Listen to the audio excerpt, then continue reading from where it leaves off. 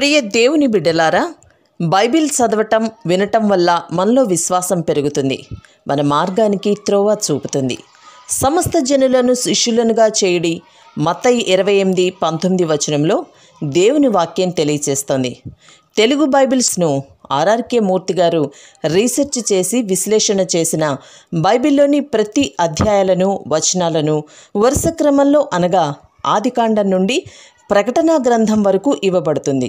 ప్రతి ఒక్కరూ ఆధ్యాత్మికంగా విశ్వాసంలో బలపడి మీ జీవితంలో ఎదుర్కొంటున్న సమస్యల నుండి విడుదల పొందండి. ప్రతి ఒక్కరూ మీ దీవెన టీవీని సబ్స్క్రైబ్ చేసి ఈ వాక్యాన్ని లైక్ చేసి మీ మిత్రులకు బంధువులకు షేర్ చేయండి. దేవుని సువార్తను ప్రకటింపబడుటలో మీరు పాలిభాగస్తులు కండి. ప్రియ శ్రోతలు, ఈరోజు మన పాఠం యెషయా గ్రంథం 53వ అధ్యాయం. మేము తెలియజేసిన సమాచారము ఎవడు నమ్మాడు? యెహోవా బాహువు ఎవనికి బయలుపరచబడింది? అవును, ఈ సమాచారమును బహు కొద్దిమంది మాత్రమే నమ్ముతున్నారు. ఎవరు వింటారు? దేవుడు ఎవరికి తన రక్షించే శక్తిని అనగా తన బాహువును బయలుపరిచాడు? లేత మొక్కవలే, ఎండిన భూమిలో మొలిచిన మొక్కవలే అతడు ఆయన ఎదుట పెరిగాడు. అతనికి స్వరూపమైన సొగసైనా లేదు. మనమతణ్ణి చూచి అపేక్షించున్నట్లుగా అతని యందు స్వరూపము లేదు. అతడు తృణీకరించబడిన వాడయ్యాడు, మనుష్యుల వలన విసర్జింపబడినవాడు, వ్యసనాక్రాంతుడుగా, వ్యాధిననుభవించిన వాడుగా, మనుష్యులు చూడనొల్లని వాడుగా ఉన్నాడు. అతడు తృణీకరించబడినవాడు గనుక మనము అతణ్ణి ఎన్నిక చేయలేదు. యెహోవా బాహువు యోహాను సువార్త 12వ అధ్యాయం 38వ వచనంలో కూడా పేర్కొనబడింది. యెహోవా బాహువు అంటే యేసుక్రీస్తే. యోహాను సువార్త 10వ అధ్యాయం 16వ వచనంలో ఇదే సత్యం ఉదహరించబడింది. ప్రభువా, మేము తెలియజేసిన సమాచారము ఎవడు నమ్మాడు అని యెషయా చెబుతున్నాడు కదా. శ్రోతలు, యెషయా 53వ అధ్యాయమంతా యేసును గురించి అనగా మెస్సియాను గురించిన ప్రవచనమే. యేసు లోక పాపమంతటి కోసం తాను శిలువ శ్రమలు పొందాడు. శ్రమబాధితుడైన యెహోవా సేవకుడు యేసుక్రీస్తు. ఆయన వినయశీలం, కనికరం గమనార్హములు. మెస్సియా ఆధ్యాత్మిక శక్తి ఆయన వినయంలో, శ్రమలలో, కనికరములో కనిపించింది. శిలువ మీద వ్రేలాడే యేసులో ఎట్టి ఆకర్షణ లేదు. అయినా ఆయన శిలువ మరణం వల్ల అనేకులకు రక్షణ, స్వస్థత కలిగాయి. యేసు శరీరం శ్రమలకు లోనై దయనీయ స్థితిలో ఉన్నది.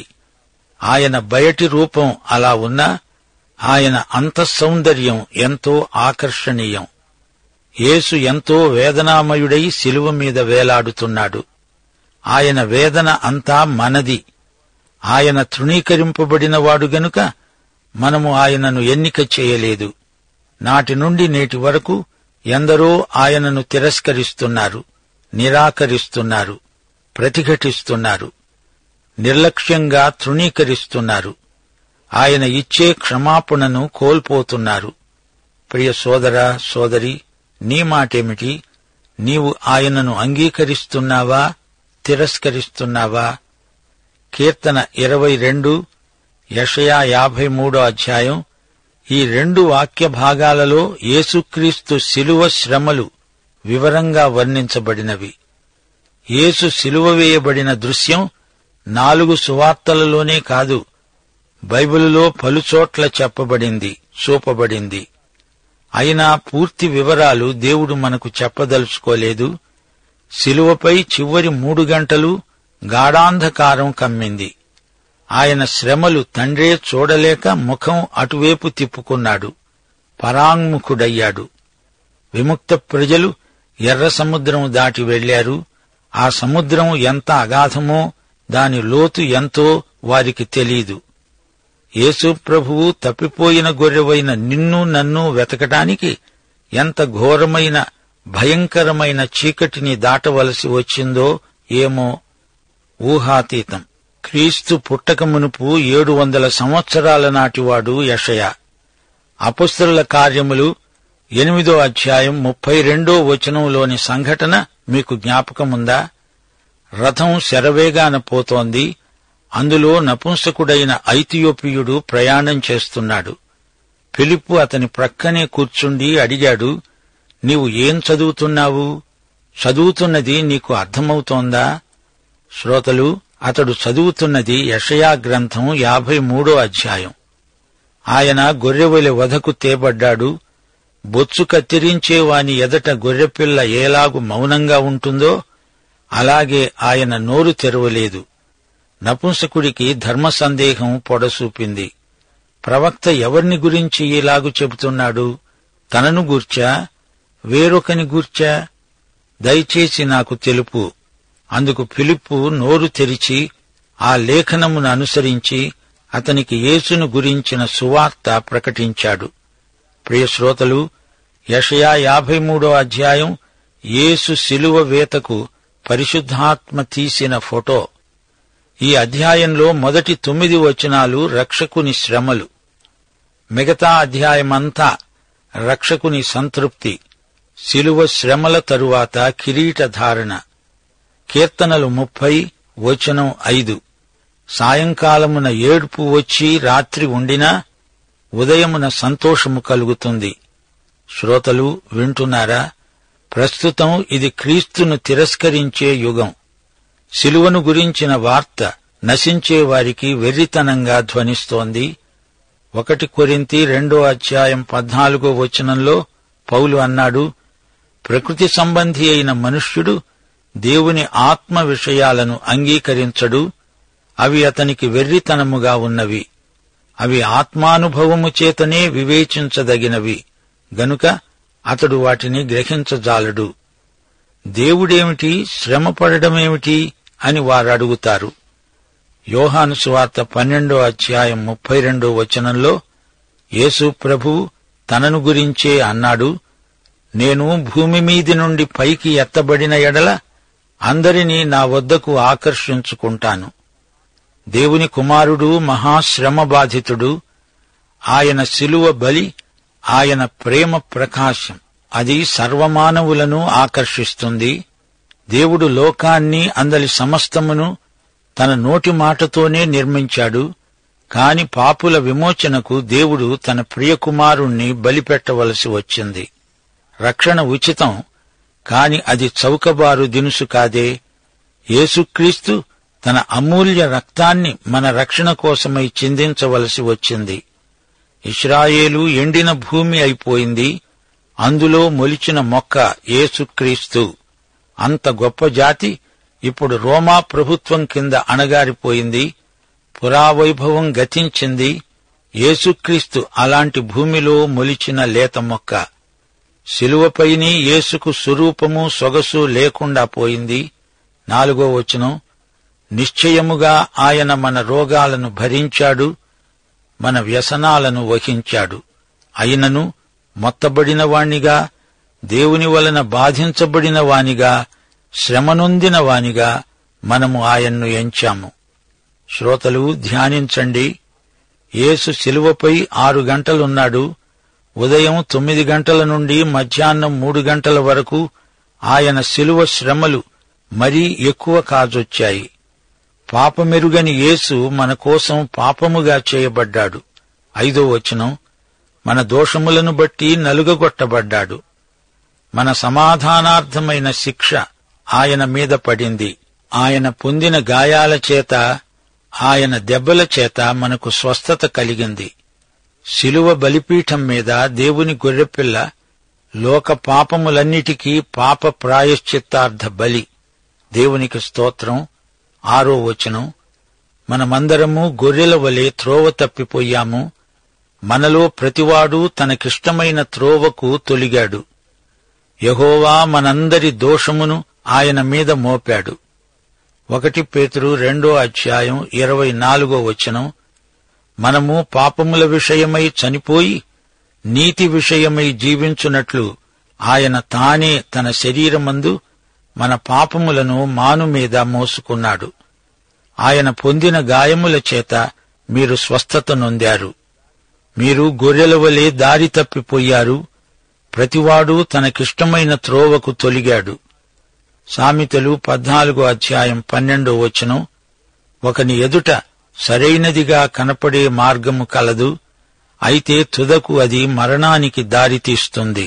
యెషయా 53:7 ఆయన దౌర్జన్యము నొందాడు, బాధించబడినా అతడు నోరు తెరవలేదు.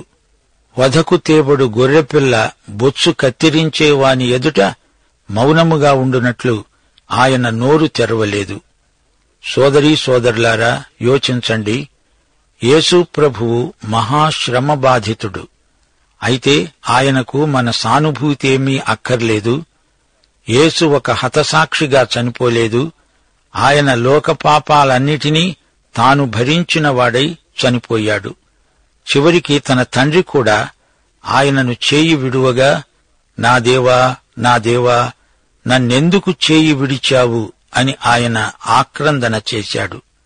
మత్తయి సువార్త 27:46. హెబ్రీ పత్రిక 12:2 ఆయన తన ఎదుట ఉంచబడిన ఆనందము కొరకై అవమానమును నిర్లక్ష్యపెట్టి శిలువను సహించి దేవుని సింహాసనము యొక్క కుడిపార్శ్వమున ఆసీనుడై ఉన్నాడు. యెషయా 53:8 అన్యాయపు తీర్పు నొందినవాడై అతడు కొనిపోబడ్డాడు. ఆయన నా జనుల అతిక్రమమును బట్టి మొత్తబడ్డాడు గదా. సజీవుల భూమిలో నుండి అతడు కొట్టివేయబడ్డాడు. అయినా అతని తరము వారిలో ఆ సంగతి ఆలోచించిన వారెవరు? ఆయన మరణమైనప్పుడు భక్తిహీనులతో ఆయనకు సమాధి నియమించబడింది. ధనవంతుని వద్ద ఆయన ఉంచబడ్డాడు.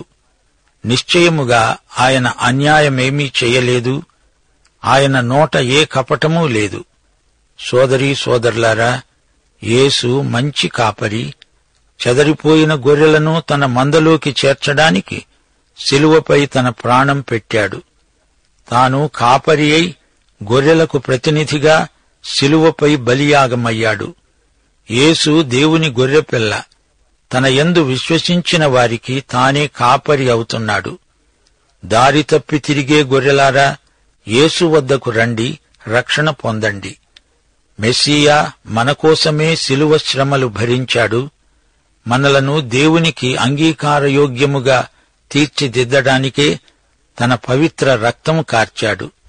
ఆయన ప్రేమ ఎంత గొప్పదో చూచారా?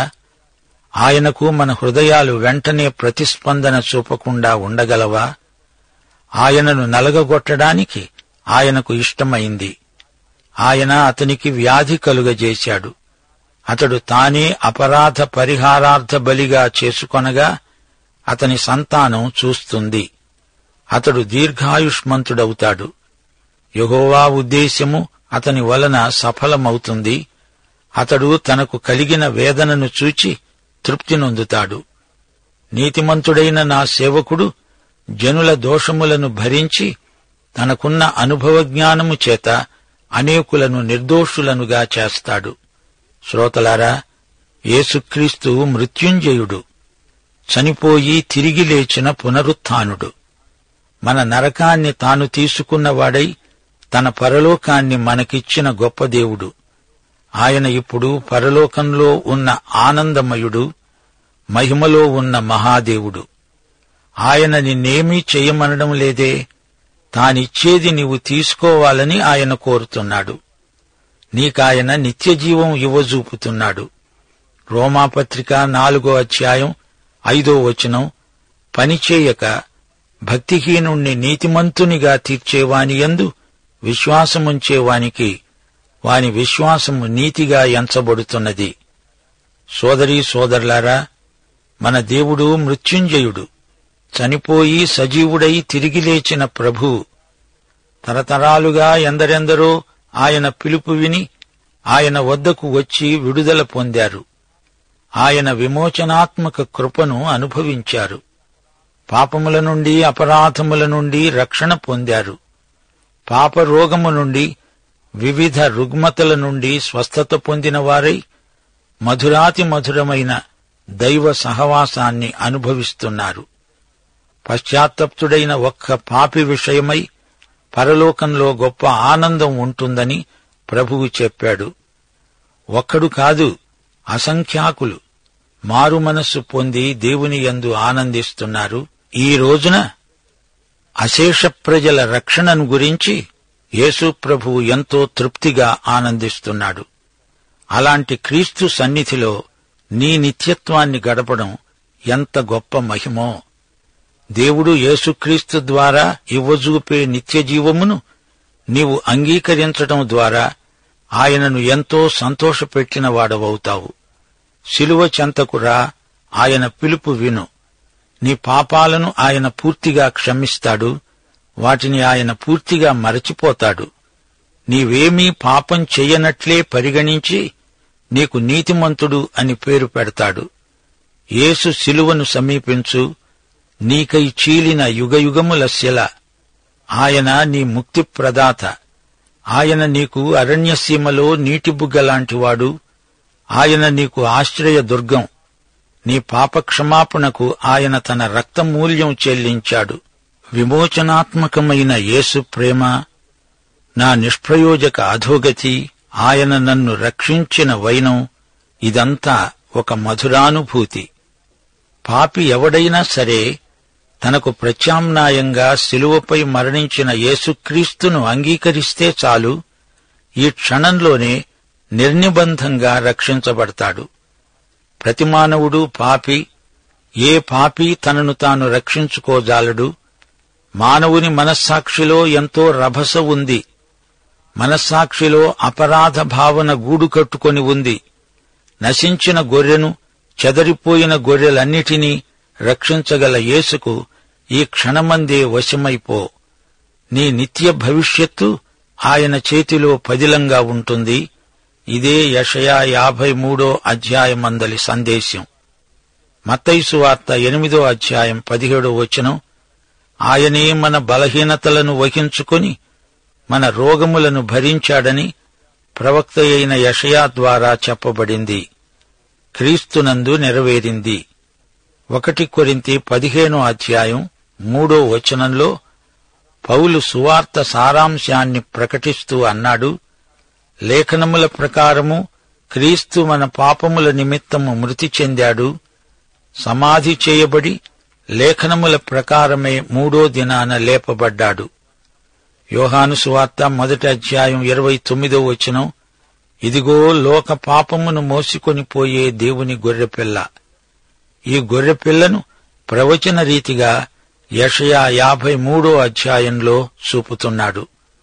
మనము క్రీస్తునందు దేవుని నీతి అగునట్లు పాపమెరుగని ఆయనను దేవుడు మన కోసమై పాపముగా చేశాడు. 1 యోహాను 1 అధ్యాయం 9 వచనం, మన పాపములను మనము ఒప్పుకొన్న ఎడల ఆయన నమ్మదగిన వాడు, నీతిమంతుడు గనుక ఆయన మన పాపములను క్షమించి సమస్త దుర్నీతి నుండి మనలను పవిత్రులనుగా చేస్తాడు. సోదరీ సోదరులారా, యెషయా 53 అధ్యాయంలోని యెహోవా సేవకుడు, మహాశ్రమబాధితుడు ప్రభు అయిన యేసుక్రీస్తు. ప్రియశ్రోతలారా, యెషయా 53 అధ్యాయంలోని యేసుక్రీస్తును, సిలువ వేయబడిన క్రీస్తును తప్ప మరి దేనిని ఎరుగను అని పౌలు నిశ్చయించుకున్నాడు. శ్రోతలు, యెషయా గ్రంథంలో మీరింతవరకు ఎన్నెన్నో పరమసత్యాలు విన్నారు. యూదాను గూర్చి, యెరూషలేమును గూర్చి యెషయా చూచిన ప్రవచన దర్శనాలు ఎంతో అమూల్యమైనవి. దేవుడు తన పిల్లలను పెంచి గొప్పవారిని చేస్తే వారు దేవుని మీద తిరుగబడ్డారు. యెషయా దేవాలయంలో చూచిన మహిమ దర్శనం ప్రభావం అతని సేవా జీవితమంతటి మీద బలంగా పనిచేసింది. యేసుక్రీస్తు మెస్సియా, ఆయన 1000 ఏండ్ల పాలన యెషయా గ్రంథంలోని ముఖ్యమైన ప్రవచనాంశాలు. యెషయా సేవాకాలంలో సమాజం అల్లకల్లోలంగా ఉంది. అహాజు, మనష్యేల కాలంలో ప్రజలు విగ్రహారాధన వైపే పూర్తిగా మొగ్గారు. ఆ రోజుల్లో శిశువులను విగ్రహాలకు బలి ఇచ్చే ఆచారం ఎంతో బలంగా ఉంది. అన్యజాతుల ద్వారా ఇశ్రాయేలు జాతి శిక్షించబడింది. అది దేవుని చిత్తమే. అయితే దేవుని ప్రజలు ఇంకా దేవుని ప్రజలుగానే ఉన్నారు. దేవుడు వారిని విడిచిపెట్టలేదు. దేవుని తీర్పు, దేవుని క్రమశిక్ష అనుభవించిన తరువాతనే తిరిగి వారి పూర్వ వైభవం పునరుద్ధరించబడింది. యెషయా ప్రవక్తకు సమకాలీనులు హోషేయ, మీకా అనే ప్రవక్తలు. ప్రియ శ్రోతలారా, వింటున్నారా? యెహోవా బాహువును ఈ అధ్యాయంలో చూచారా? యెహోవా బాహువు అంటే యేసుక్రీస్తే.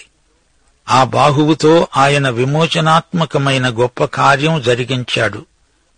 యేసు శిలువ మీద వేలాడుతూ మన వేదనను, మన వికృత రూపాన్ని తాను తీసుకొని మనకు తన ఆనందాన్ని, తన అందాన్ని ఇచ్చాడు. ఇశ్రాయేలు అనే ఎండిన భూమిలో ఆయన లేత మొక్క అయి మొలిచాడు. తృణీకరించబడి, విసర్జించబడి వ్యసనాక్రాంతుడైన యేసును చూడండి. మన వ్యాధులను తాను భరించి మనకు ఆరోగ్యమిచ్చాడు. మొత్తబడిన వాడై, శ్రమబాధితుడై మన కోసం, మనకు ప్రత్యామ్నాయంగా శిలువ మీద వేలాడుతున్నాడు. మన అతిక్రమాలు, మన దోషాలు ఆయన మీద మోపబడినవి. ఆయన పొందిన ఆ శిక్ష మనకు సమాధానార్థమైనది. యెషయా 53వ అధ్యాయం స్వస్థత అధ్యాయం. మానవులందరూ ఆయన పట్ల చూపిన దౌర్జన్యం, ఆయన సౌజన్యం, ఈ రెండూ సిలువ వేయబడిన యేసునందు మనము చూడగలం. ప్రియ శ్రోతలు, సిలువ మీద గొర్రెపిల్ల మౌన సందేశం విన్నారా? ఆయన పుట్టినప్పుడు సత్రంలో స్థలం లేదు. ఆయన చనిపోయినప్పుడు ఆయన సమాధి భక్తిహీనుల మధ్య. నతనయేలును గురించి యేసు ఏ కపటమూ లేని ఇశ్రాయేలీయుడు అన్నాడు. పాపరహితుడు పాపసహితులను నీతిమంతులుగా తీర్చగలడు. యేసు సమస్త మానవతకు పాప పరిహార బలి. యేసు చిరంజీవి, మనకు చిరజీవమివ్వగల మృత్యుంజయుడు. యేసు శిలువ మరణం మనలను నిర్దోషులనుగా తీర్చిదిద్దింది. యేసు ఈ రోజున పరలోకంలో మనకు విజ్ఞాపనకర్త అయిన ప్రధాన యాజకుడు. యేసు రక్తమే జయం. యేసు మరణాన్ని జయించిన ప్రభు. సైతానుకు గర్వభంగం. సిలువ వేయబడిన యేసే జయశీలి. పాఠం సమాప్తం. దైవాశీస్సులు. ఆమేన్.